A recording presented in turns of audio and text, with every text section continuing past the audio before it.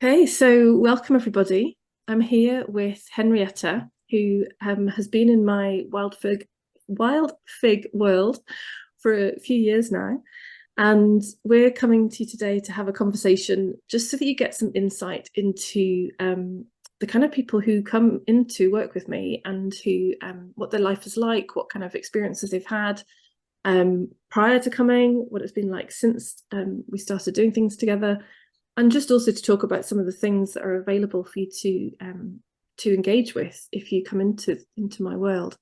So Henrietta, thank you so much for being here this morning for this conversation. Do you want to just Thank you for having me. start? Oh, you're welcome. You're welcome.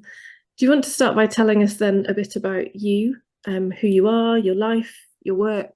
Hmm. Yeah, Henrietta the Yeah. person. So I am a coach. I used to describe myself as a career coach. That's sort of in flux a bit at the moment, which for reasons that will become obvious as we speak. I've been doing that for about 6 or 7 years. And before that, I was a lawyer. I've got 3 children. The eldest is 11 and the youngest is 6.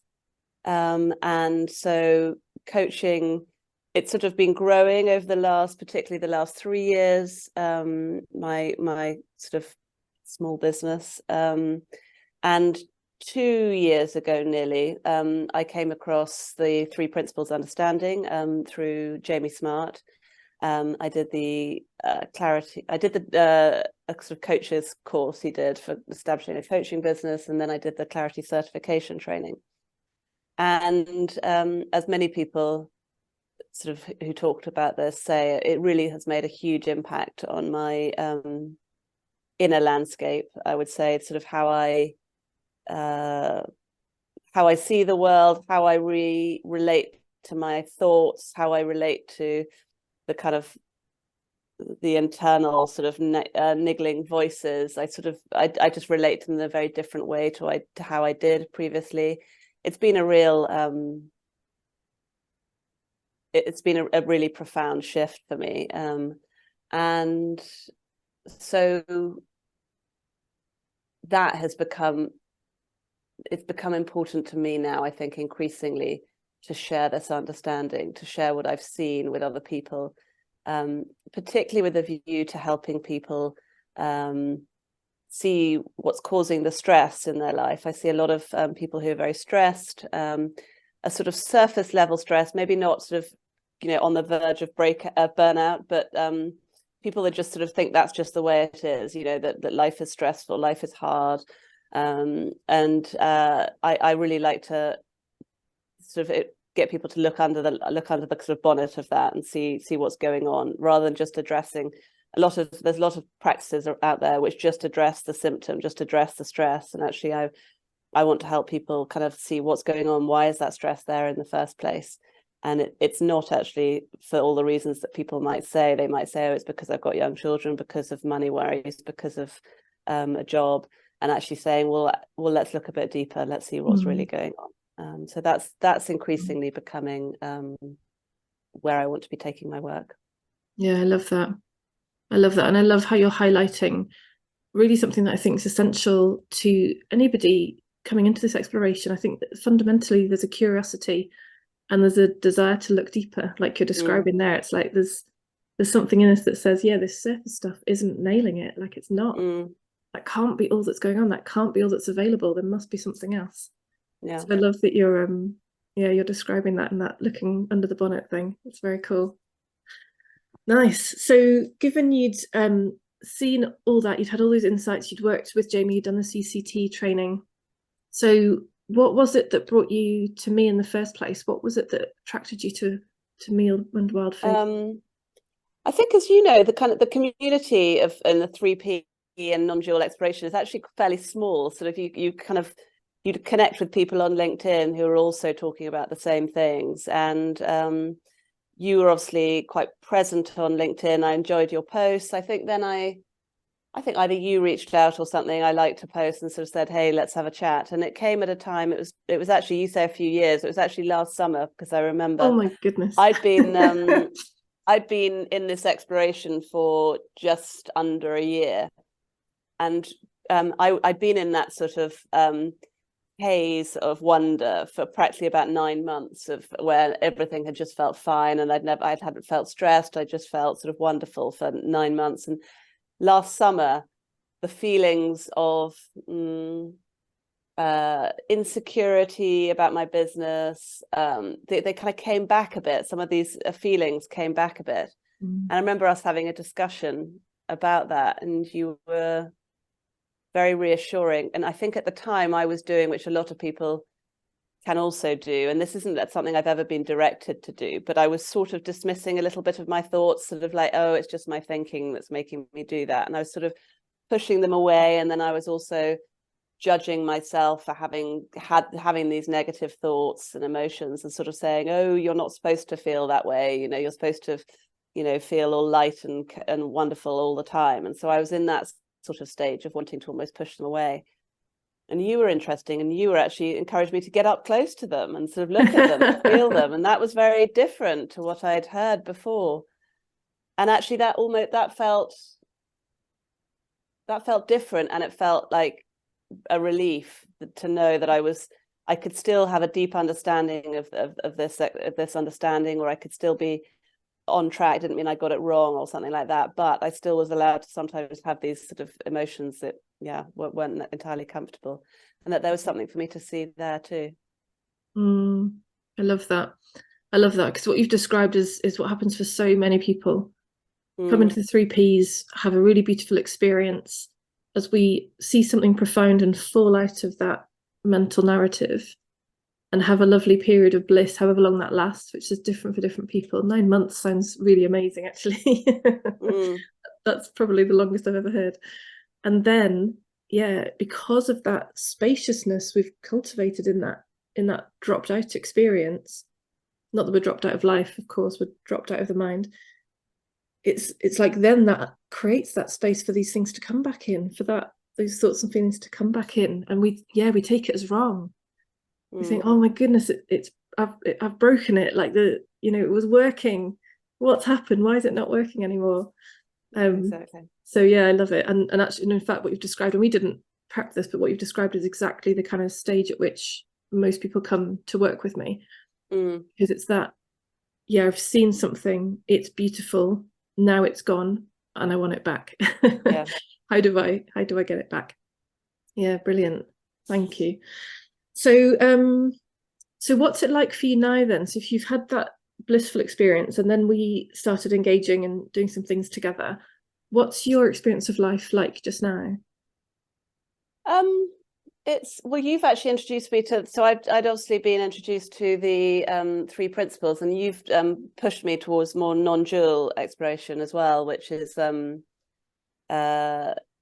encouraging me to inquire and to see through the illusion of self, the illusion of separation.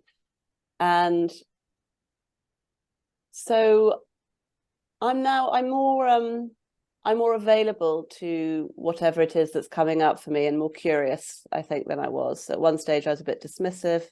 Now I'm just sort of more happy to sit with what's coming up, and rather than pushing it away, sort of saying, what's going on here, so there's that's coming up. So I'm really enjoying the exploration of the non-dual exploration, and seeing through the separate self. And I have moments when I see it. I've talked to you about a few sort of moments where I've really sort of felt that oneness very, very sort of profoundly.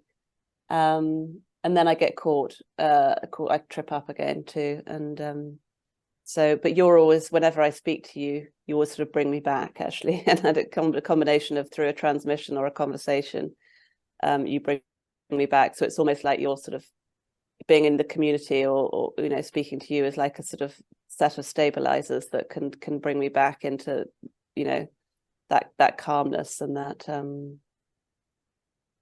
by inquiring about what's really going on. I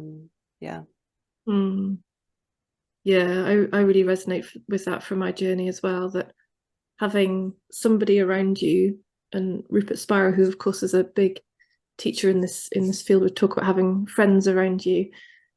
Whatever label we want to give them doesn't matter, but having people around you who will provide that, it's just huge. Yeah, because of course the system has been so used to operating in the belief of separation. So of course it goes back into that pattern.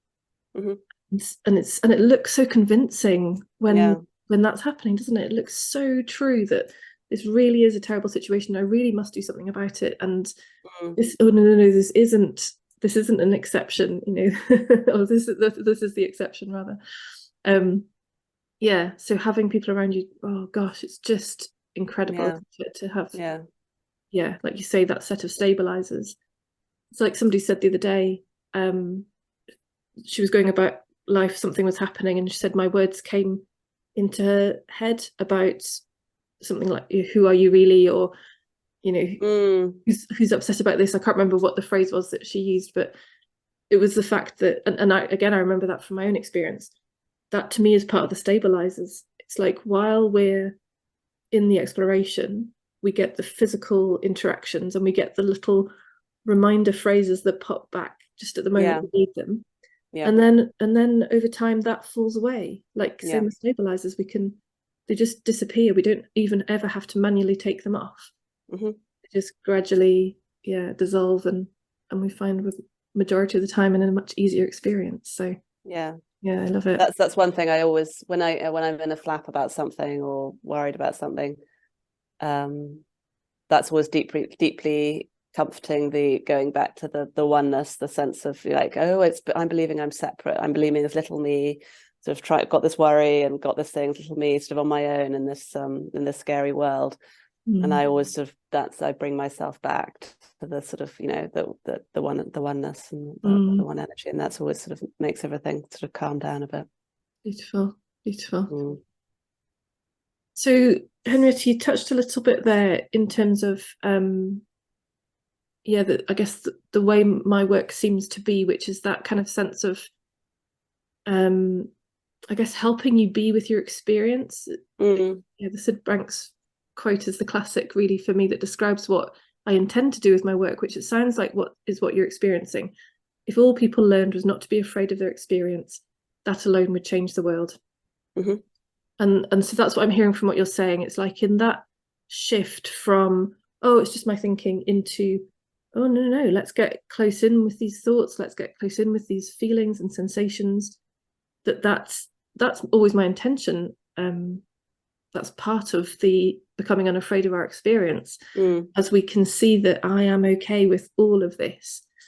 Is that how you experience it on the receiving end? Yes, absolutely. And what kind of things have you engaged with me in that's given you these opportunities, just to give people, I guess that practical sense of the kind of offerings that are available that you've engaged with, that you found to be helpful? Well, you've got a load of resources on the resources section, so I've really enjoyed going through the videos, which sort of take anyone that's watching through some key visuals of your work. You've got some very nice sort of diagrams and things to explain what's going on, because actually what we're talking about is quite abstract. It's quite it's invisible, really. So I think you've managed to articulate it through diagrams in your resources section really well, and so I've really enjoyed watching them. You created the Money and Me program, which I did with you in October time, which was again exploring our relationship with money through this lens, which was a very good sort of way of of going into this exploration with a kind of a particular field of our experience, in focus, being money. And so that was very interesting. And then more recently, I've been reading your book, the Guide to Awakening. Yeah, I got the complete. I knew there was something else.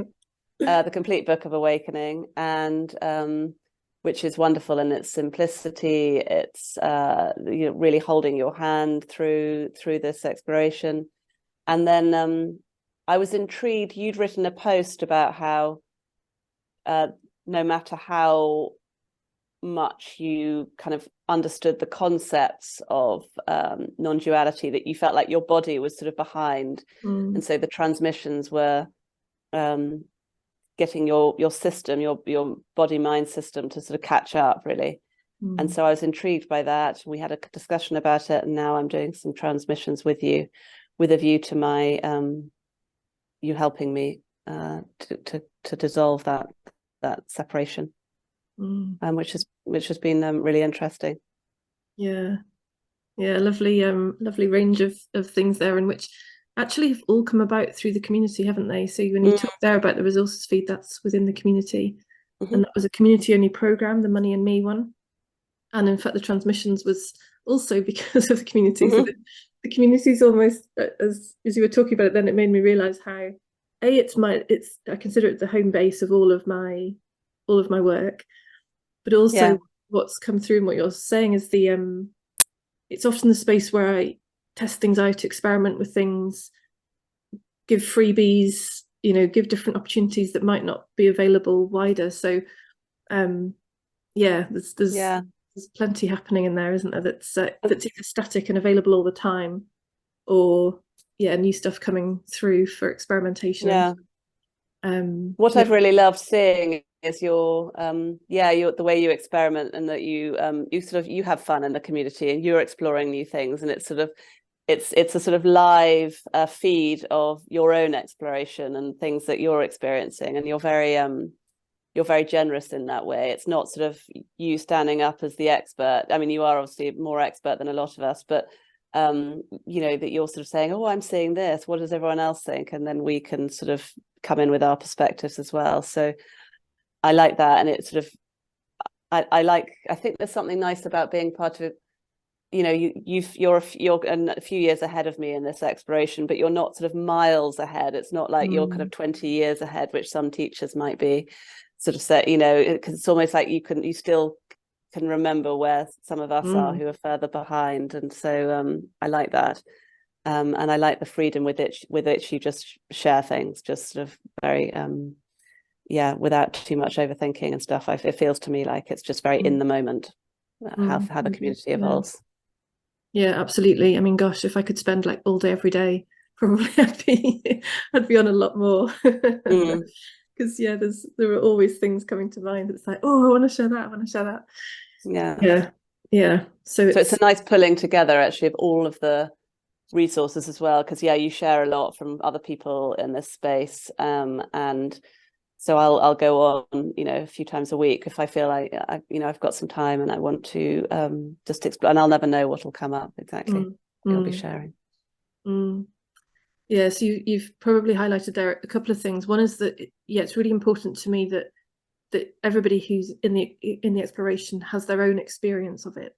So where if I'm sharing something, I'll always be wanting to know what's your experience, because it's never about mine is the right one and therefore yours should be identical. I always want that individual. We check in with ourselves and see, does that sit with me? Does that align with me? Does that not? Really it's so important to me. You've also described the variety of resources, because again, it's important to me that I've always been eclectic with my learning. So if you don't like eclectic, definitely don't come to my world, because it's always been important to me to draw from different people and then synthesize. So when you're talking about the trainings, that's kind of my own synthesis of everything I've absorbed and seen into my own visual representations of them. But I still see huge value in that. What's Michael Neal been saying this week? What's Amy Johnson saying? What's Claire Diamond saying? What's Rupert saying? What's Byron Katie saying? I think it's so valuable to have that breadth of the picture of what's being shared.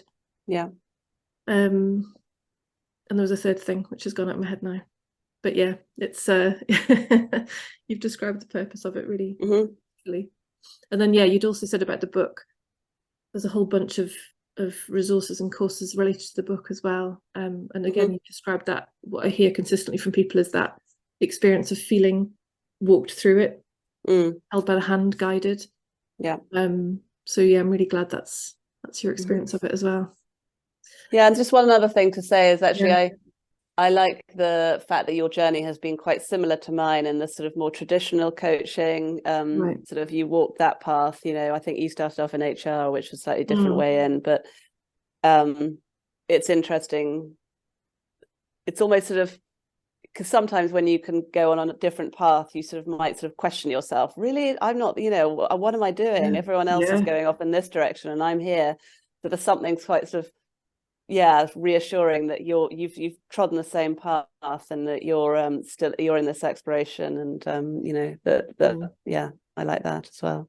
Yeah. Yeah. And that seems to me like well, yeah, my experience anyway, and often those who've come to me is that like life ever transforming us. Mm, And I get it, like we get to those points of change and it's like, oh, do I go down this new path? But mm, actually it's almost like it's inevitable. We yeah, have that moment of of worry or doubt or fear, but it is like, oh no, it's going to happen anyway. yeah, and I see that more and more because a lot of my old style coaching doesn't make sense to me anymore. So you can't use something that Yeah. doesn't make sense Yeah. to you anymore. So actually it's been more organic than I thought, that I was going to have to make a big decision, which way am I Yeah. going? And Yeah. actually it's sort of it's automatically gone this way because the other stuff, yeah, just yeah. Yeah. Yeah. Just doesn't make sense anymore. Yeah. Yeah. Yeah. Which to me is all that matters. I think there's everything that's available in the world is here for a reason because it serves a purpose. Mm, What matters is what do I love? What do I see as being the most important, most impactful thing? yeah. And I And think knowing if you, and that could change. yeah, and if you come from that space, which is what's really made the biggest impact for me, then yeah, you can't be wrong really, because you're just wanting to share things that have really changed things for you. Mm. I Yeah. was going to ask that as my last question. In fact, if you were to say there's like what's the one thing that's had the biggest impact for you, what would that be? From your community particularly. Yeah, well, yeah, my work Yeah. really, yeah. Um, I would say it's the being okay with whatever's going on, you know, and being okay with any experience. That sort of that ability to take a step back and look at what you're experiencing and what's going on, rather than being in it, sort of almost from that place of awareness. So that's interesting. This seems to have come up, and you always talk about sort of your own emotions. You might say you detach yourself from the way, and you introduce them. So you might say disappointment has come up this week, or resentment has come up this week, and it's sort of the way you even introduce it is nice because there's a detachment from it. It's not you know, I am resentful or I am disappointed. It's yeah, and so I sort of I am able to do that myself, I think, probably from following you a bit. Yeah, Mm. detaching myself a little bit from what's coming through, and just then looking at it and saying, you know, what's going on here, Mm. and not being afraid of it, Yeah, yeah, yeah, yeah. and not making it mean anything too personal, not personalizing it so much. Mm. And when we're not as when it's not as personal, we're able to look at it a bit more objectively.